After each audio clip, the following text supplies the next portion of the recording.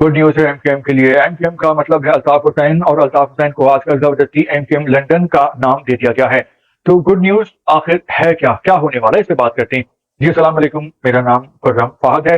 Election ہونے والے ہیں 2024 میں 8 فروری کو، اور اس میں ایم کیو ایم لندن یعنی الطاف حسین اور ان کے جو لوگ ہیں ان کو سیاست کرنے اور الیکشن میں پارٹیسپیٹ کرنے کا موقع دیا جائے گا. اور اس کی خاص وجہ یہ ہے کہ پی ٹی آئی اور پیپلز پارٹی جو ہے وہ نظروں سے گر چکی ہے، ان کو دیوار سے لگایا جا رہا ہے. اور محکمہ زراعت والوں نے سوچا ہے کہ اس بار جو تمام سیاسی جماعتیں ہیں پاکستان کی، خاص طور پہ اگر ہم سندھ کی بات کریں تو ایم کیو ایم لندن ہو گئی، ایم کیو ایم پاکستان ہو گئی، جی ڈی ہو گئی، مولانا فضل الرحمان کی جماعت ہو گئی، تو ان سب کو پارٹیسپیٹ کرنے کا موقع دیا جائے گا تاکہ پیپلز پارٹی ہے اس بار ان کا وزیر اعلیٰ نہ بن سکے، اور یہ تمام پارٹیاں مل کے جو ہے وہ اپنا وزیر اعلیٰ بنائیں. جو 9 مئی کے حملے ہوئے تھے اس میں پی ٹی آئی والے اور عمران خان والے نامزد ہیں کہ انہوں نے یہ سازش کی تھی پاکستان کی ریاست کے خلاف. تو عمران خان تو جیل میں ہیں اور ان پہ مقدمہ بنایا جا رہا ہے، تو ان کی تو زندگی کا اب کافی عرصہ جیل میں ہی گزرے گا. جو ان کے لیے حالات بدلیں گے، جو ہواؤں کا رخ بدلے گا، تو وہ الیکشن کے بعد ہی بدلے گا. اور 5 سال تک عمران خان کچھ نہیں کر پائیں گے پاکستان کی سیاست میں.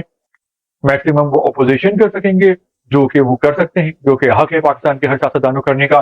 لیکن جو اگلی حکومت ہوگی تو وہ مائنس عمران خان ہی ہوگی، اور الیکشن تک ان پہ سختیاں ہوں گی. ان سختیوں کو بڑھایا جائے گا. جو ان کے لیے نرمی ہوگی تو وہ الیکشن کے نتائج آنے کے بعد ہوگی. یعنی جو اگلے الیکشن ہے 2024 کے، اس میں پی ٹی آئی کے لیے، عمران خان کے لیے کچھ بھی نہیں ہے. جو کچھ ملے گا وہ استحکام پاکستان پارٹی کو ملے گا. پنجاب میں سندھ کی بات کریں تو اس میں الطاف حسین کے لوگ شامل ہیں. M Q M London, M Q M Pakistan کو اس بار آزادی دی گئی ہے. ان کے جو پارٹی آفس ہیں وہ جگہ جگہ کھل رہے ہیں ہر علاقوں میں. 2016 کے بعد جو ہے ان کے گرد شکنجہ کس دیا گیا تھا، لیکن اب ان کو کھل کے کھیلنے کا موقع دیا جا رہا ہے، اور اگلے الیکشن میں ان کی پوزیشن تگڑی ہوگی. لندن والوں کو بھی ساتھ ملانے کی باتیں کی جا رہی ہیں، اور اس حوالے سے بھی بڑا فیصلہ کیا گیا ہے. جی ڈی اے جو ہے وہ اندرون سندھ میں اپنا کمال دکھائے گی، اور اس وقت تک فیصلہ یہ کیا گیا ہے کہ پی ٹی آئی کا جو ووٹ بینک بہت زیادہ ہو گیا تھا، کراچی میں بہت سیٹیں ملی تھی، اس کو کاٹا جائے گا. پیپلز پارٹی کو جو ہے وہ سندھ میں اس بار بہت مشکل کا سامنا کرنا پڑے گا. تو اس حوالے سے آپ کا کیا کہنا ہے کہ ایم کیو ایم لندن یعنی الطاف حسین صاحب کے حوالے سے اب نرمیاں کی جا رہی ہیں، ٹیلی ویژن پہ بھی اب ان کا نام آنے لگ گیا ہے اور ان کی باتیں ہو رہی ہیں.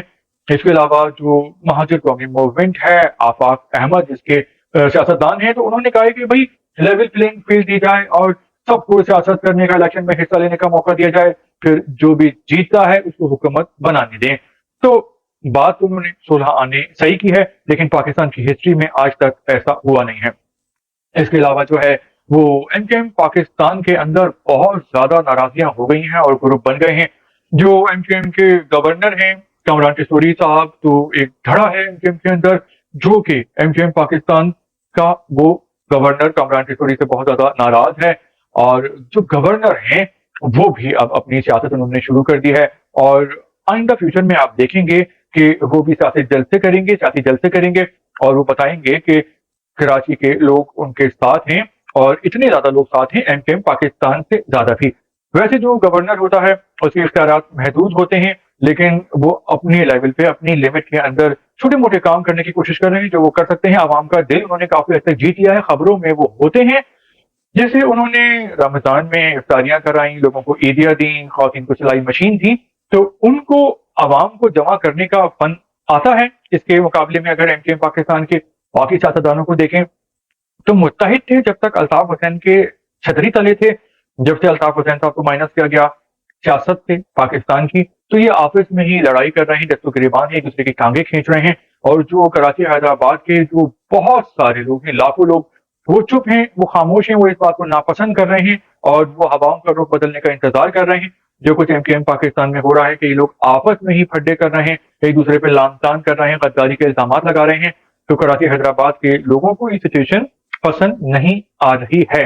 اس کے علاوہ جو ایک اور جو خاص بات ہے وہ یہ ہے کہ ایم کیو ایم کے ایم پی رہے وسیم قریشی 36 سال تک ایم کیو ایم میں رہے الطاف حسین صاحب کی پارٹی میں، تو انہوں نے ایم کیو ایم پاکستان کو خیر بات کہہ دیا ہے اور وہ شامل ہو گئے پیپلز پارٹی میں.